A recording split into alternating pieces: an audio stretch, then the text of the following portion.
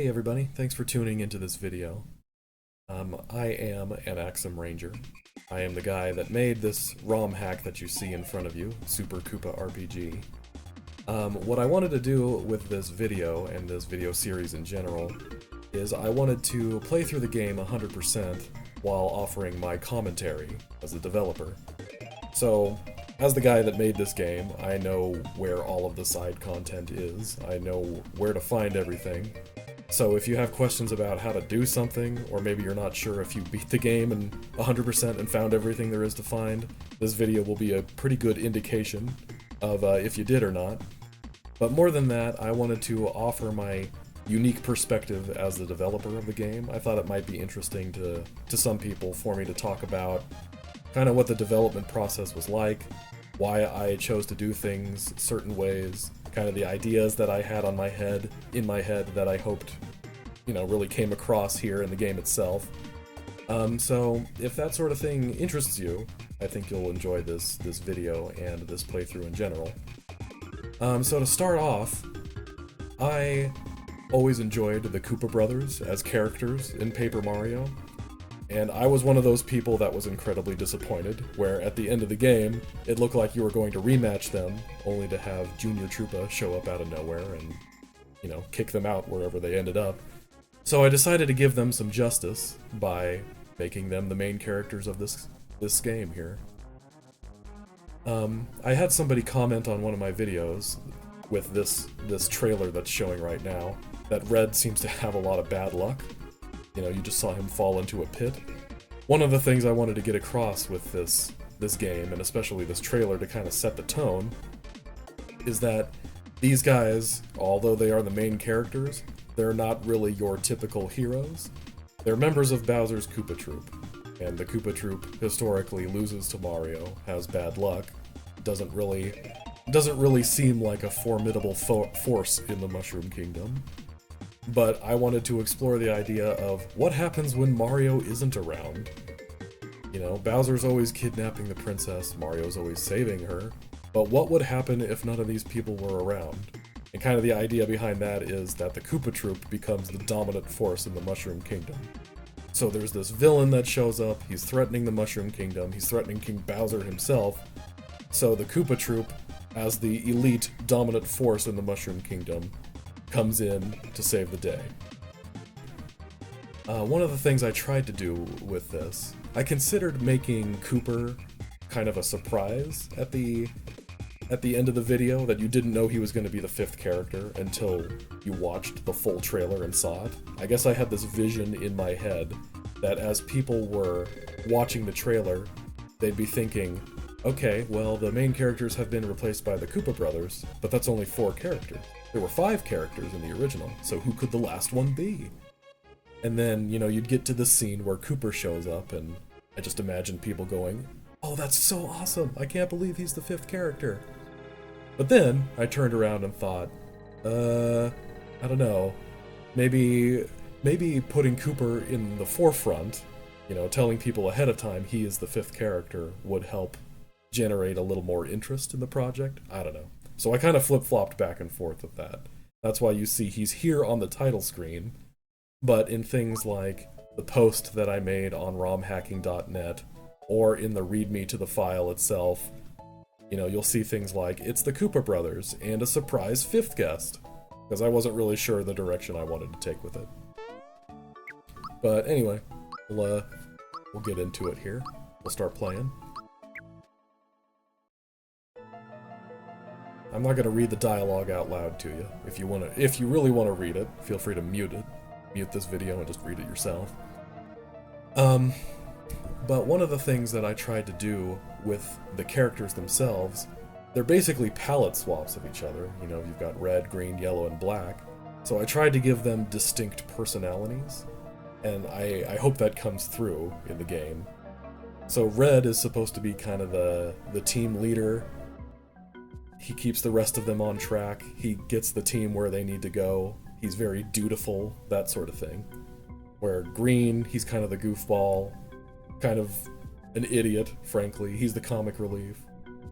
Black is supposed to be kind of the logical, cool one, who thinks he's, you know, he thinks he's the man, basically. Whereas Yellow is the scrappy, always ready for a fight type character. And then Kamek, of course, is supposed to be a grumpy old man, because he's been around since Bowser was a baby.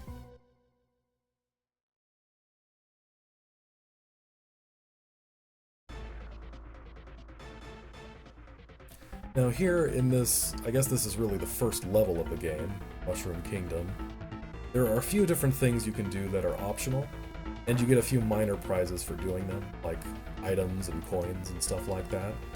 It's nothing missable. One of the things I wanted to do, as much as possible, was to not have anything that was permanently missable. So everything in here is completely optional, and if you miss it, it's really not the end of the world. On the flip side, if you ever see anything that seems like it's really important, like a one-of-a-kind item or something, and yet you've left the location, that would tell you that there's a way to get back to that location at some point.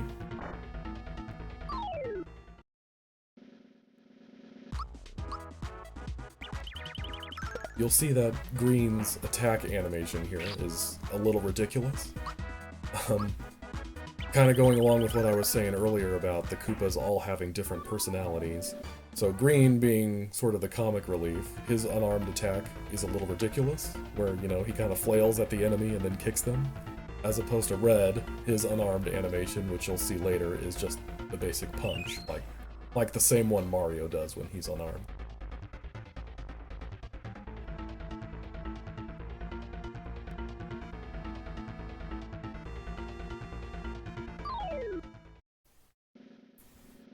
Now, I said I wasn't going to read the dialogue out loud to you, and I'm not planning on it, but I hope you do read it on your own time, because one of the things I tried to capture when I was doing this game is kind of that humorous feel that the original Super Mario RPG had, as well as the Paper Mario games.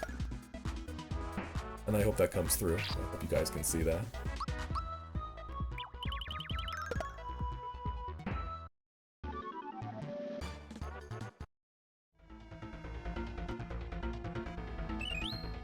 Getting some more extra stuff here.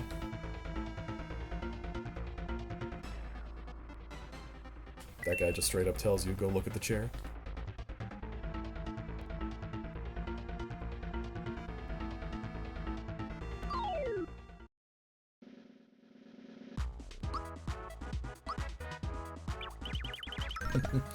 Now, one thing you might have a question about is, how did I get somebody besides Red to be the leader? Meaning, if you've ever played around with hacking this game, modding it at all, you know that there are difficulties surrounding having anybody be the on-screen character in the overworld besides Mario himself, which Mario was replaced by Red in this game. But there are actually ways to make it work with another character being the lead character. However, one of the caveats would be you can't really jump because the part of the game that references the jump animation wouldn't look to the correct animation. So if you tried to have anybody but Red jump, it wouldn't look right. So that's why the parts of the game where you're controlling somebody besides Red, you're not able to jump.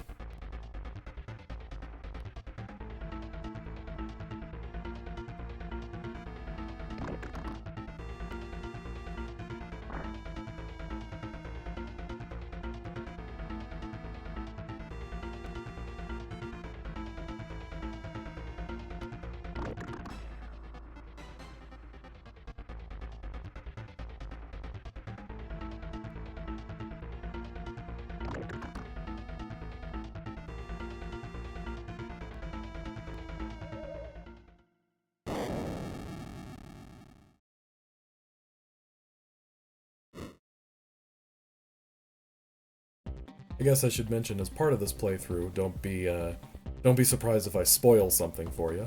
So, if you're looking for a spoiler-free walkthrough of this game, I mean, I guess you could watch this video. You just want to mute it.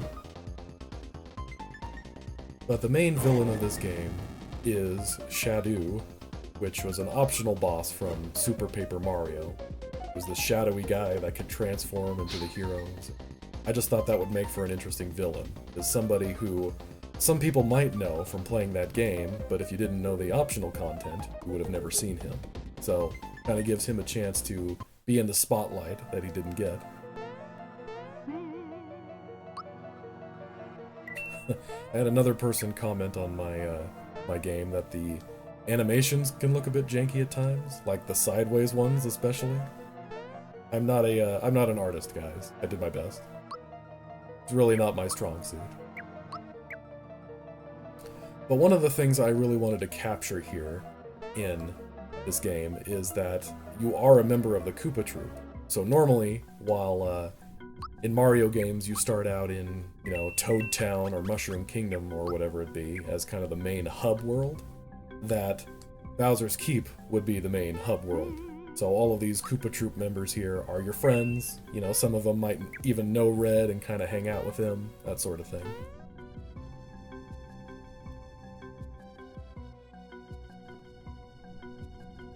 So here I'm going to show you something that I really enjoy. This was a lot of fun implementing. This place is called the Hunters Guild. So what this is people will post enemies that they want you to take care of, and if you take care of the enemies for them, they'll give you something. Now, the reason why I like this so much is because difficulty is something that's hard to balance in a game like this.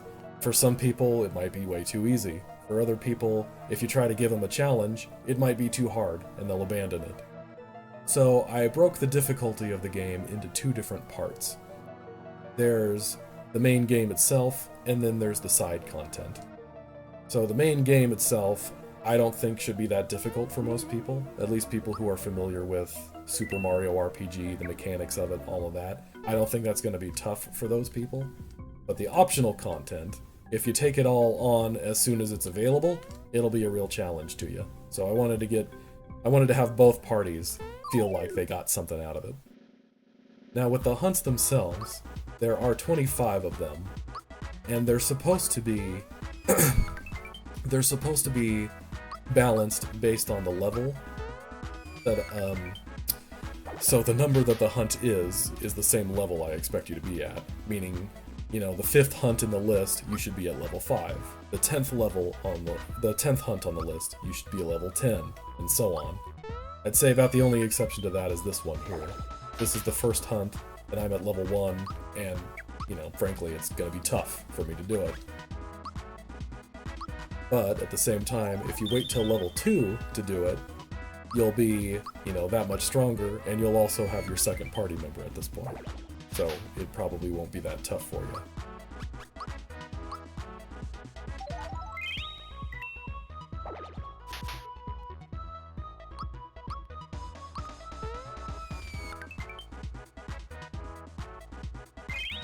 If any of you have played Final Fantasy XII, I got my inspiration for the Hunt Guild from there. That game has a hunt system where it's kind of a similar idea. If you take on all the side content, all the hunts as soon as it's available, it'll be tough for you. It'll be a real challenge. So if you're one of those gamers that's looking to test your skill, looking for a little more, it'll be like that. Now that enemy, Wrathu, part of his battle script is that about a third of the time he skips his turn. I feel like I got pretty lucky on that one. It seemed like it was more than a third that he did that. He also is supposed to use a poison attack, which does 10 damage to you, which is a lot at level 1, but he didn't really use that either.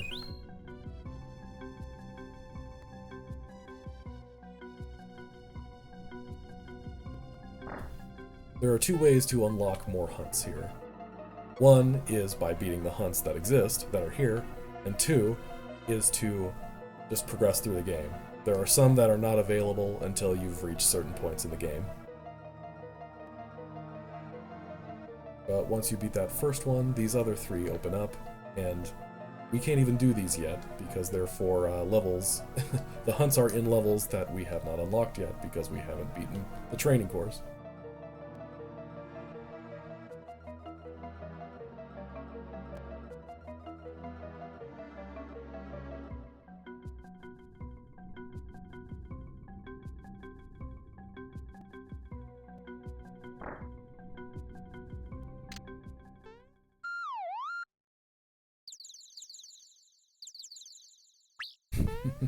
Some of you might be thinking, well, this whole house aesthetic here kind of clashes with Bowser's Keep. Turns out there's no other way to get a bed in Bowser's Keep, so just gonna have to deal with that.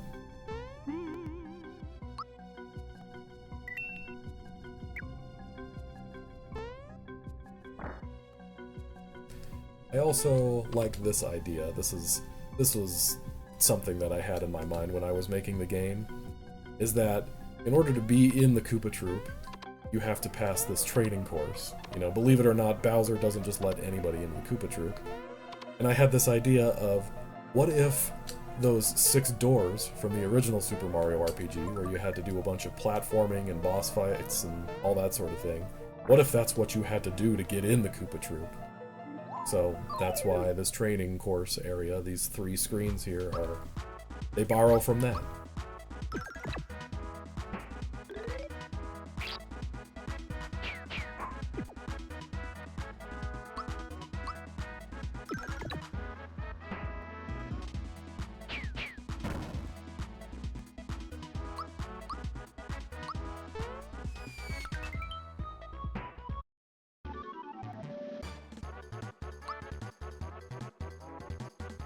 Because we beat that first hunt, we were already pretty close to level 2. Here we go. Now as for the level up bonuses part of it, where you can choose which stat you want to increase, it's pretty similar to the original, where each level up will have one bonus option that gives more stats than average. So it rotates, you know, level 2 it's special magic attack, next level it'll be regular attack, and then it'll be HP, and it'll keep repeating like that. But, you know, you may want to think twice about which stats you actually choose to level up, because some characters are better specialized than other things. But Red himself, he's meant to be kind of the all-around character, so I just choose whichever bonus is higher for him. Now that's another thing to talk about, is the balance of the characters themselves. I tried to give each character a specialty. So Red is meant to be the all-arounder. He has a few different techniques that he learns throughout the game, like healing and a defense-piercing move. I wanted to make sure that he stayed useful throughout the game, since he's stuck in your party the entire time. But the others have different things they specialize in too. Like Green is the physical attacker of the team. Black has strong attack and magic attack, but he has low HP and defenses, so he's a bit of a glass cannon, as we like to say. Let's see. I could probably beat this guy.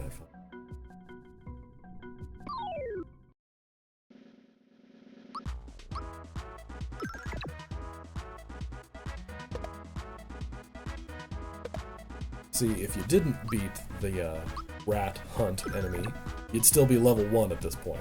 So these two would be a lot harder, and they'd be doing more than 1 damage.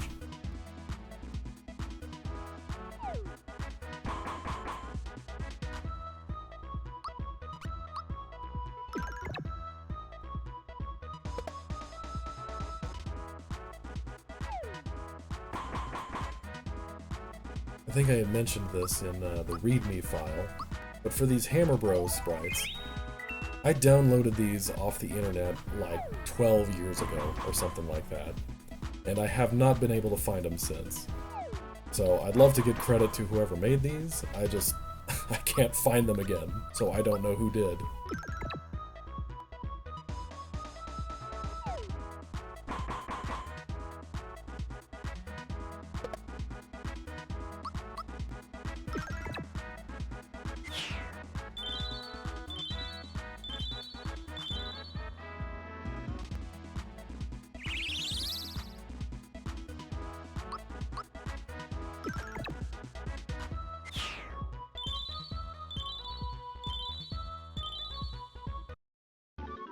You guys like that strategy there? I know I'm a genius. Attack them both evenly, so the Valor Up doesn't happen until he's basically dead.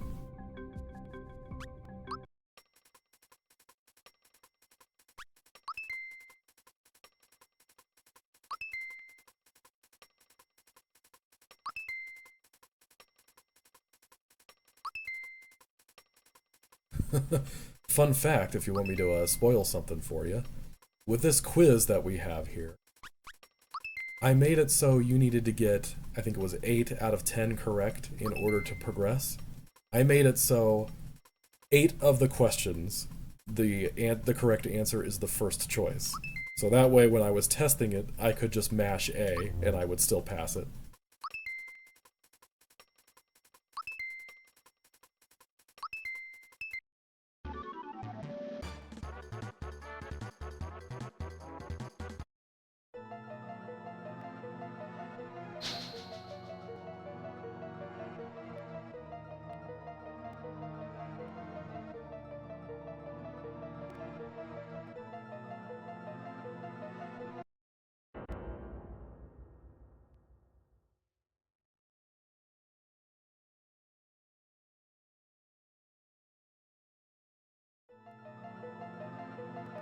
Yeah, this is the kind of hard-hitting humor you're in for with this game. So I hope you like it.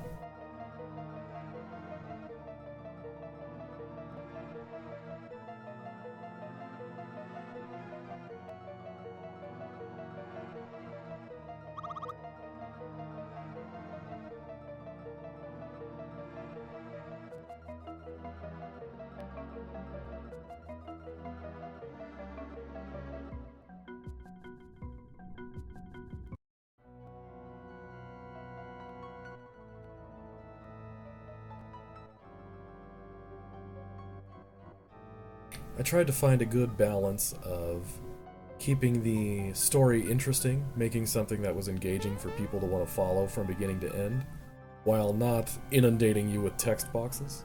So this is one of the more lore-heavy parts of the game with all this dialogue here, but I hope it's interesting to you. I hope you guys like that sort of thing.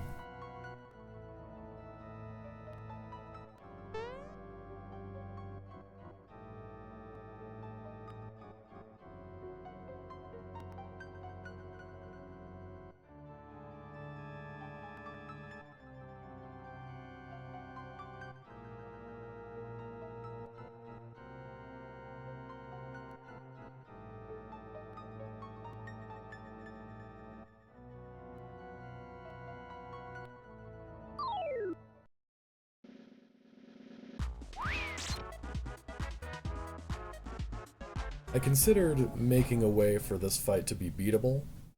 The story would largely be the same, but, you know, maybe have some minor change if Koopa managed to win the fight, something like that.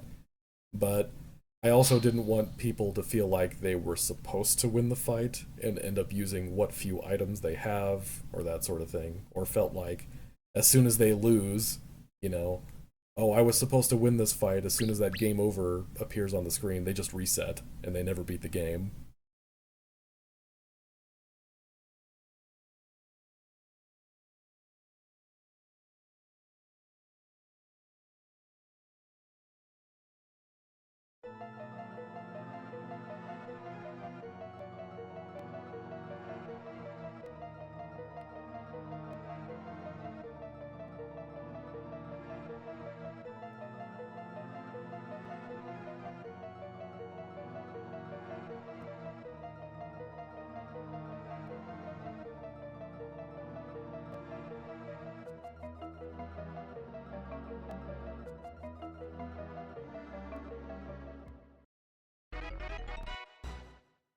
Now, I saw somebody playing through this game who didn't realize this, but this exit back here still works. It'll take you right to the world map, but we'll save and rest up before we continue.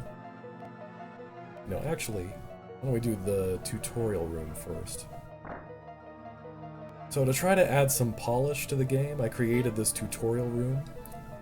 It talks about stuff that, again, would be obvious to anybody who's played Super Mario RPG before. You already know all this stuff, but I just felt like it added an extra layer of polish to the game to make it seem like a legit game, really. Now, but this guy in particular, talking about the timed hits, I was worried that I wasn't clear with what he was talking about. Basically, there are 2 levels of timing. There's good timing and really good timing. In the original game, when you did really good timing, you could double your attack or bring your defense or your damage received down to 0. I made it so there's only one level of timing in this game.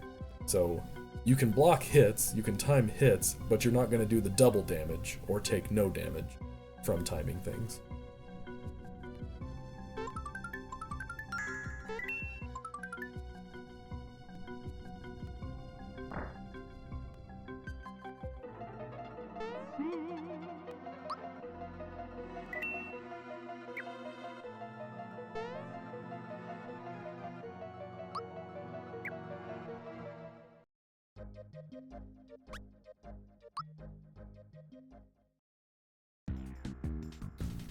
Now here, the Valley of Bowser, what I was going for with this one, I wanted the player to really feel like they were part of the normal Super Mario world that there is.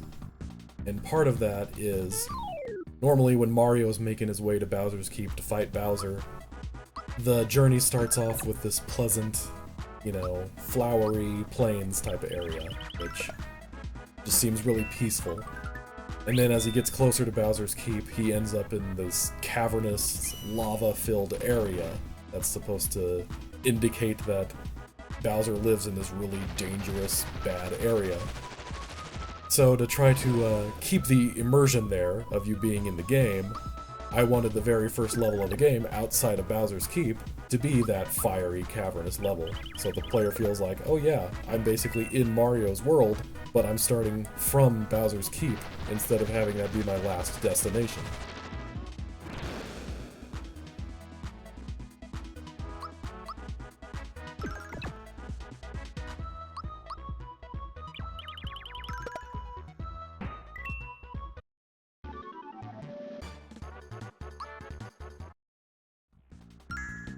This was another thing I tried to do to keep the game fresh and make people want to explore a bit more, is have random stuff like that. Enemies who drop a frog coin unexpectedly, or something else that you might not expect from the level. Now, that hunt we talked to that guy about, for the fan hunt, he said that if you defeat these fiery guys, leave the room, and then come back, that the fan should be here.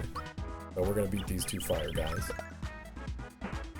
And something else to note here is that with these two fire enemies in this room, if you beat one of them and then fall into the lava, the room resets itself and the first fire guy should pop back up even though you beat him. However, the game does save you beating that guy. So if you defeat the second one and leave the first one alive, the fan will still show up. So I don't feel like, oh man, I fell into the lava after beating this guy, now I gotta beat him again.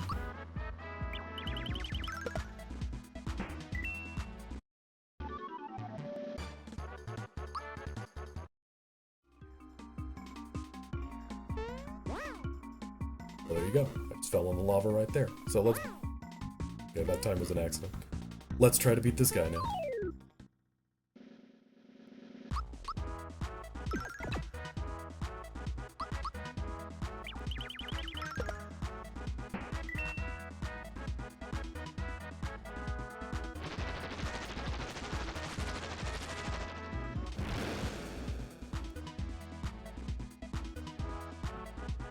Oh boy, both using flame. It's not good.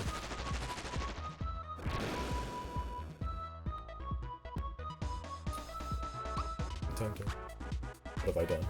I've made a huge mistake.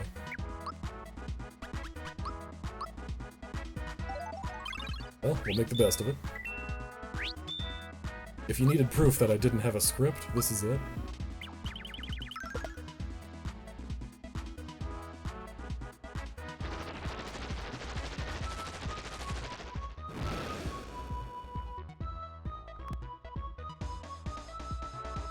These guys are not being nice.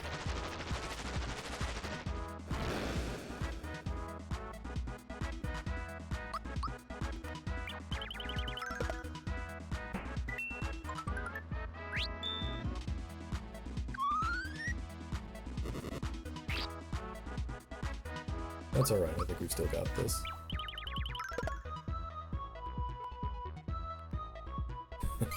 Again, if you do the optional content as soon as it's available, it's gonna be tough, and I think this proves that.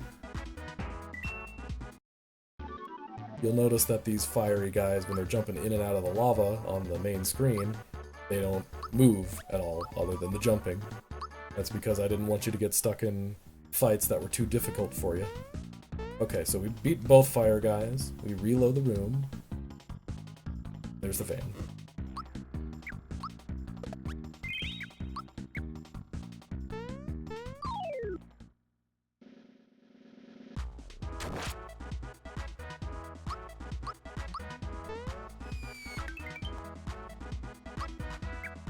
Guess I should show off some of these, huh?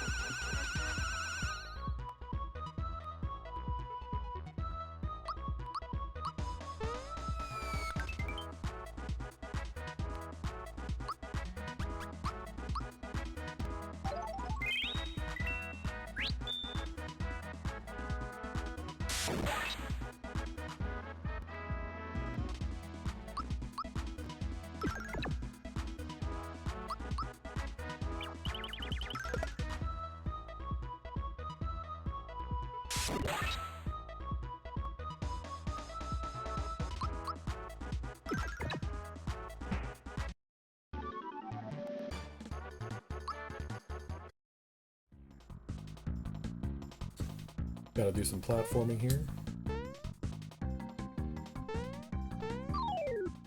Guess I should fight some of the ordinary enemies here too, huh?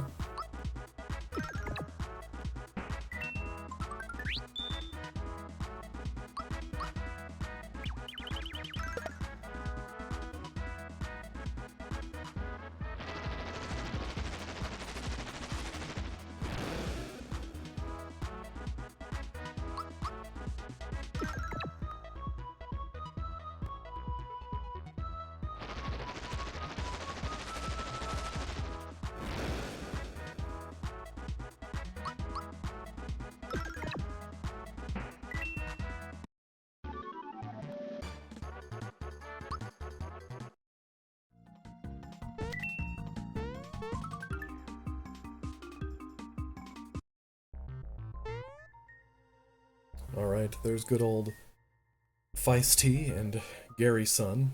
Feisty, some of you might recognize from Paper Mario. And Gary's son, it's just a pun I came up with. It's a pun on the word garrison, guys. If I'm going too fast for you, let me know. Now these guys have a function in this fight, where once one of them dies, the other will change in some way. So if you were to beat Feisty first, Garyson would power himself up with Vigor Up. But if you do the reverse, if you defeat Garyson first, Feisty will panic and he will cast Fear on himself. So it was one of the things I wanted to do to add a little flavor to the game, and also, you know, give people a reason to replay it. Find stuff like that. Stuff you can only do one or the other on one playthrough, so if you want to see how something might be a little different, you'd have to play through it again.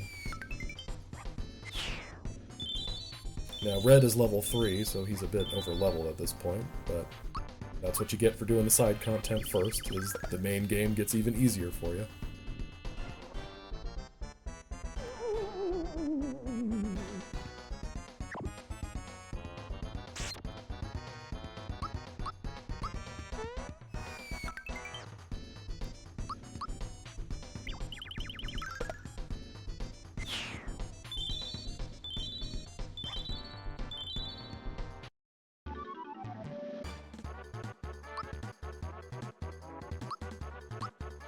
Again, Green's specialty is physical attack, so we'll probably be choosing attack, even when it's not the best option.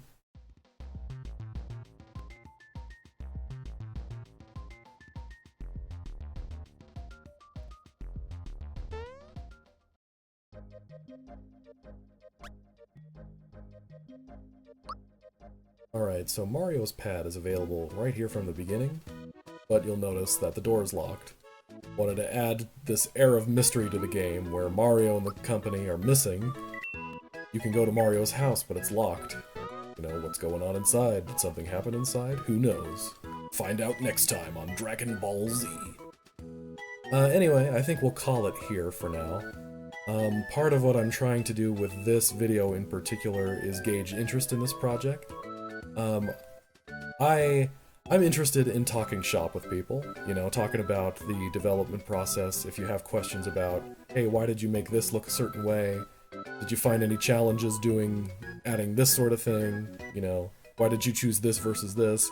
I'd love to talk about those, so if you have any questions for me, you know, I think I put my contact info in the README for the game, and there's also, you know, comment on the video itself, and I'll try to address it, and if it's something that, warrants a longer response, I can put it in the next video. But, thanks for watching, either way. I'm going to try to be regular about posting these videos, probably at least once a week. Maybe two, if I can manage it. You know, schedule's pretty hectic, so I'm gonna do what I can. But, like I said, part of this is I'm trying to gauge interest in it. I don't mean to sound dramatic, but if nobody's watching this video, if nobody cares about it, I'm not gonna keep going with it. It's just, this is an excuse for me to talk about the game to anybody who wants to hear it. If you want to see more videos of this series, you know, I always cringe a little bit when people plug themselves, but really the best way for you to get more videos like this is to subscribe to the channel. Yes, I know. But, I mean, I'm not even trying to get money out of this. YouTube doesn't pay me until I get 500 subscribers anyway, and I'm sitting at a comfortable 22. But if you do want to see more of this video, you know, do the classic things.